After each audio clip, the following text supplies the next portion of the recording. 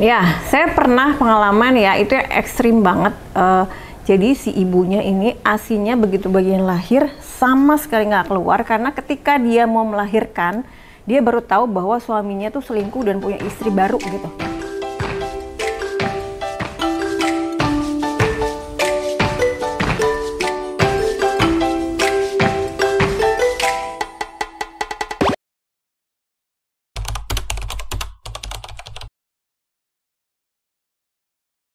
Nah, ini yang sering terjadi di lapangan memang ya, namanya tuh sindrom ASI kurang.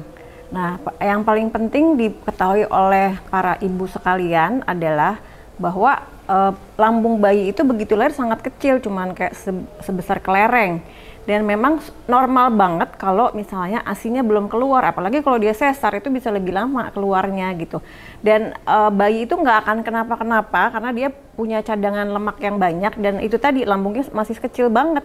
Jadi jangan khawatir kalau sampai 3 hari dia belum keluar ASINya. Biasanya rata-rata 3 hari baru keluar, apalagi kalau yang sesar gitu ya. Nah, yang perlu diperhatikan adalah bayi ini bayi yang sehat atau bayi yang sakit atau ada masalah gitu. Kalau misalnya di 3 hari ini ternyata anaknya sangat kuning, terjadi kuning di hari pertama, kemudian anaknya malas netek, nah itu berarti harus segera diambil tindakan.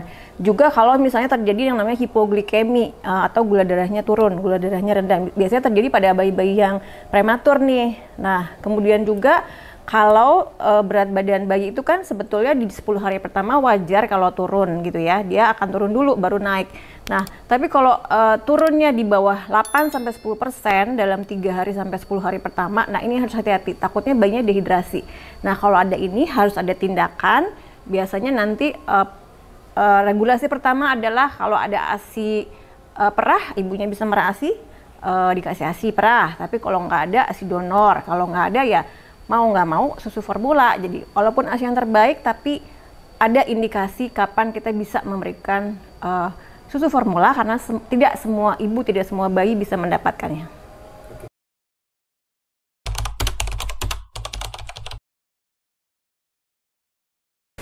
Nah, jadi balik lagi tadi, bagaimana kalau misalnya ASINya tidak keluar, karena nggak semua perempuan itu diberi kelimpahan ASI gitu ya. Kadang ada masalah, yang sering adalah misalnya puting ibu lecet, atau bengkak, atau ada masalah di bayinya sakit, atau bayinya harus terpisah.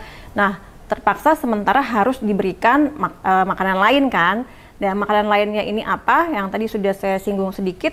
Yang pertama memang kalau bisa, kalau ibunya masih bisa perah ASI perah kalau diperbolehkan. Nanti kalau nggak bisa naik ke ASI donor. Tapi ASI donor ini sebetulnya sangat kompleks gitu. Nggak sembarangan kita bisa memberikan ASI donor.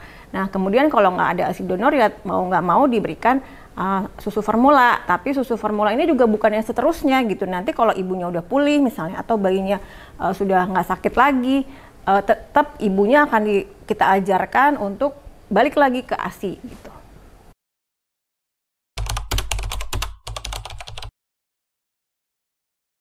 Ya, saya pernah pengalaman ya, itu ekstrim banget. Jadi si ibunya ini ASINya begitu bagian lahir sama sekali nggak keluar karena ketika dia mau melahirkan, dia baru tahu bahwa suaminya tuh selingkuh dan punya istri baru gitu.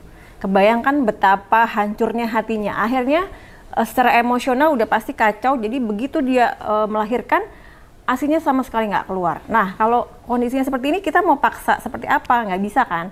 Nah, balik lagi ke tadi. Jadi selain ibunya emosionalnya juga diperbaiki, konsul misalnya ya ke psikiater atau psikolog. Kemudian juga tetap dianjurkan untuk tetap pijat.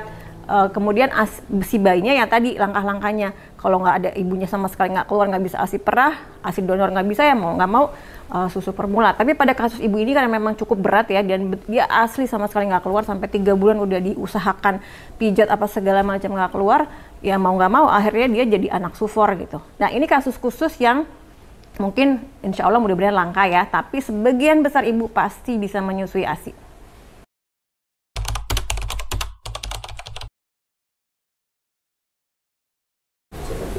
Ya betul, sebetulnya kita semua sepakat ya bahwa ASI adalah yang terbaik. Tetapi sekali lagi bahwa dunia ini nggak hitam putih gitu. Ada abu-abunya, ada kondisi tertentu di mana seseorang itu tidak bisa memberikan ASI. Misalnya ada masalah di ibunya, misalnya ibunya minum obat-obatan tertentu, atau misalnya ibunya minum kena narkoba, terus kemudian ibunya HIV misalnya ya, atau ibunya misalnya harus sakit berat sehingga harus dirawat, itu juga kadang-kadang terjadi. Jadi ibunya masuk ICU karena perdarahan hebat, kemudian akhirnya nggak bisa ketemu bayinya kan, sakit gitu. Kemudian ada juga masalah di bayinya, misalnya bayinya yang sakit gitu ya, bayinya misalnya ada masalah jantung atau sesak sehingga harus terpisah dari ibunya gitu. Nah, prinsipnya tadi kita akan usahakan sebisa mungkin supaya walaupun dikasih susu formula pun itu hanya sementara gitu. Kita tetap akan edukasi ibunya untuk setelah ibunya pulih misalnya ya, nanti ibunya diajarin untuk relaksasi, atau misalnya tetap dimotivasi untuk pijat, perah, dan lain sebagainya, sehingga hanya sementara. Walaupun memang ada juga yang tadi seperti saya cerita di awal, yang dia betul-betul stres karena suaminya punya istri baru dan dia baru tahu saat melahirkan, itu sangat lama dia butuh kembali emosional, jadi nggak keluar sama sekali. Mau nggak mau ya udah kita terpaksa memberikan susu formula, karena yang harus jadi pertimbangan juga adalah bahwa 2 tahun pertama itu, 1000 hari pertama itu otak berkembang dengan sangat pesat. Jadi kita harus main di risk and benefit, mana manfaat, mana resiko gitu. Kalau nggak ada yang asupan sama sekali, nanti otaknya dikorbankan, kasihan anaknya. Seperti itu.